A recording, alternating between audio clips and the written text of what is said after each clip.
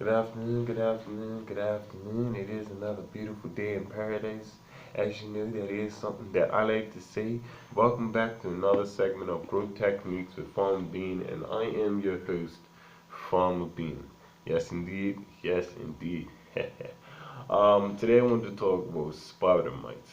Now, spider mites is something that you find in all gardens, and a lot of people have problems with spider mites simply because of the fact that they're not the easiest to get rid of.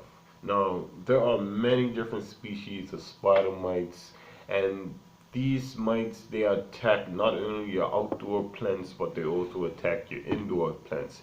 They can be especially destructive in your greenhouse where it's closed in.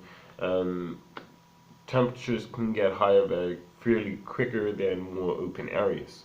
Now, spider mites are not true insects. A lot of people like they're insects, on plants. People believe that they're insects. Spider mites are not true insects. They're actually closely related to the spiders, to scorpions, and to ticks, not insects. Yes, indeed. I want to just get y'all clear. Not a lot of people know that. People still believe that they're insects. They're not. They're actually just what it says. They're actually spiders and a mite at the same time. Mites are insects, but spider mites are different. Now adults are reddish brown, pale in color. Oval shaped and very small, about 1/50th of an inch. Very hard to see a single spider mite by itself. You have better chance looking for a group or infestation of spider mites than you do looking for a single spider mite itself. Now, spider mites live in colonies, mostly on the undersides of leaves, causing light dots on your leaves. And after a continuously feeding cycle of these spider mites on your leaves can eventually end up turning yellow. From there, they can go brown and eventually drop off. Now, spider mites are commonly found on hot, dry conditions, as in peak summer, when the summer really kicks in, your plants are real hot and the area is hot outside, the air is hot and it's real dry. That's normally when you see an increase of spider mites. Now, what I can suggest in that point in time, like sometimes what I do to keep my plants cool and whatnot, is I will mist my plants from time to time. Just give them a slight mist, especially in the peak of the summer and everything. There's nothing wrong with just a little mist, keeping them cool and everything, because plants are like us. We get all ashy when it's hot, or we get all ashy when it's dry, when our hands are dry and whatnot. What do you think plants do? They need to dry up when it gets so hot. So that happens. Plants are just like us. We gotta treat the plants like we treat ourselves with care. You feel me? Now, they are very prolific. Spider mites are very prolific, which is why they can go, which is why they can infest a certain bit of plants very heavily throughout a certain period of time, going unnoticed. Um, for those who don't know the meaning of prolific is basically as they continuously produce, just keep on producing, keep on producing. Now, most spider mites over winter, you can't really find them too much over winter, as in it's very cool, it's not really too hot, so it's not really favorable for the spider mites. So most you will find is the eggs on the underside of leaves and on barks of host plants. Now, in the early days of spring is when the eggs on these underside leaves and on the bark they started to hatch. Tiny six-legged larvae begin to hatch out of these eggs and start to feed on the fluids of the plant. They will feed for a few days before they go seek for shelter, so they can molt into their first nymphal stage. Now, spider mites are nymphs. They have 8 legs. Even though the larvae comes out of the egg with 6 legs, spider mite nymphs, they have 8 legs and pass through 2 more molt stages before becoming a full adult spider mite. Now, after mating, females continuously produce as many as 300 eggs every couple of weeks, even more so when the temperatures are favorable, as in very hot days and very dry conditions. That's even more so. It'll probably be more than 300 every couple of weeks, probably close enough to 500 every couple of weeks. Now that is a lot. Now me personally, I'm just saying,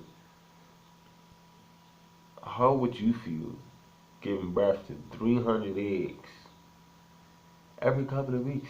And there's spider mites, they don't get tired. And me personally, my female is doing all that to you, right? Just gonna pass out, but they don't even die. No, they just keep living. They just keep living, and they just keep living until the temperature cools down. That's normally when they started to dry off and whatnot. But the thing about the spider mites, they just keep going. They don't know no stop. When temperatures are favorable for spider mites, they do not know no stop. Not at all. No. Every couple of weeks, even more so in dry conditions, which they can pass through from the eggs all the way to a full-grown adult in 5 days. And like I said, even shorter than that if temperatures are favorable for the spider mites. Now, spider mites are windsurfers. Now, a lot of people is going to look at me when I say spider mites are windsurfers like this guy's crazy. Listen to me. Just like you go on your phone playing what's that, Subway Surfers, spider mites are windsurfers. Now, they actually shoot a web, they actually spin a web and everything. So when the wind comes up and weather comes in and it starts blowing your pants, these spider mites, they travel throughout wide distances, and they cover a good bit of plants by basically riding the wind. Simple. They use the web, they all stick together onto the web, and the web blow off of one plant, and as it's blowing through the sky, mites are dropping, mites are dropping, mites are dropping, mites are dropping. Honestly and truly, you walk through your garden and it's a windy day, you probably got mites dropping on you, but you don't even know because they're so small. Honestly and truly, they're that small. They just, we don't be taking them and they're just shooting all over the place. They disperse over here and they disperse over there. They disperse about a half a mile down the road on some next guy's plants because the wind was that great. Now, spider mites are almost too small to be seen. As I said before, spider mites are actively visible in tight webs that are formed on the leaves, flower buds, and on the stem. Now these webs normally have a spider web, a little spaces. These webs are basically a real tight knit web, and it can cover your entire flower bud. Like you look at your flower bud and actually believe that there's something over it, and all you see is just darkness and little activity moving around inside the web. Is thousands and thousands that be on that single web. You might not look at it, you might look at it and not think that it's that many, but it is thousands of these spider mites, and they are on these webs. They're covering your flower buds, completely covering your flower buds, completely covering the inside of your leaves and whatnot, underneath your leaves. They will actually curl your leaf, and from the curl they'll go from one side to the next side. That's how the web goes, and everything underneath. It's just nothing but a whole nother colony of spider mites. Now these spider mites, they're crazy. They're like a whole squad, probably the biggest squad of insects you can ever find in your plants. Spider mites, they will come in numbers. and these numbers are dramatic. Trust and believe. Now, spider mites affect loss of leaves can have significant impacts on yields and lead to sunburning. Now, some of your fruits and whatnot, especially if you have fruit trees or your vegetables and whatnot. If you have spider mites on your vegetables or on your fruit leaves, and these spider mites are causing your plant to yellow the leaves, dry up the leaves, and leaves are dropping off, the constant defoliage of your plants can actually cause your yield, your product, whatever's coming off of your plants to not produce as well as you will want them to produce. Now, the thing about getting rid of spider bites, let me show you something. Now, simply because of the fact that spider mites are not insects, the one problem that people do have when it comes to getting rid of spider mites is they'll go to your garden store and you'll go get an insecticide. Don't deny it. I guarantee, I know for a fact that all you lot, when it comes to spider mites on your plants, you will go to a garden store and you will get an insecticide. You cannot use a regular insecticide on spider mites simply because spider mites are not insects. You are actually helping the spider mites by using an insecticide because you are killing the beneficial insects that feed on spider mites. Now, by killing these beneficial insects, it's causing these spider mites to actually spread. They can actually basically infest your plants a whole lot more because they have no more predators. You have killed the predators. So they're just going to multiply and multiply and multiply. And the thing about it, the immune system, spider mites' immune system are a whole lot different than any other insect that you will find on your plants or any other pest that you will find on your plants.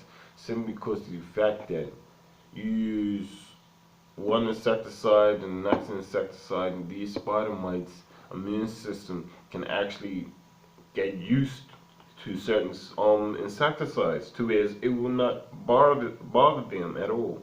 It will not phase them. They will actually keep on growing, and the eggs and the babies that come out after that are completely immune to whatever you are using to get rid of them. So when you do find what you use to get rid of it, is you can't just use one product. Well, what I do is I don't use one product. I will use one product at first, and then I will switch it to another, and then I may switch it back or may use one more, depending on how much is still there. Now, the best way when it comes to spider mites is if you have a plant that's infested by spider mites, put on your gloves, get yourself a plastic bag because you have to start cleaning these plants. Now, all the leaves that are heavily infested, that are curled up underneath the leaves with spider mites and everything, you gotta take these leaves off and you have to dispose of these leaves. Now, I do not suggest carrying these leaves through your garden, as spider mites, like I said, they do float, they do travel through the breeze and everything. So as you're walking, your little walking and your swinging of your arm, or just your walk, is a breeze to them. They can flow from one plant to another or flow from your hand to another. If you have your gloves on, after you finish cleaning off your plants, you take your gloves off and you put it in a bag. Now, when I clean off plants that are infested, I normally have a bag. So I put my bag next to my plant and I take off everything that I'm taking off and I put it into the bag.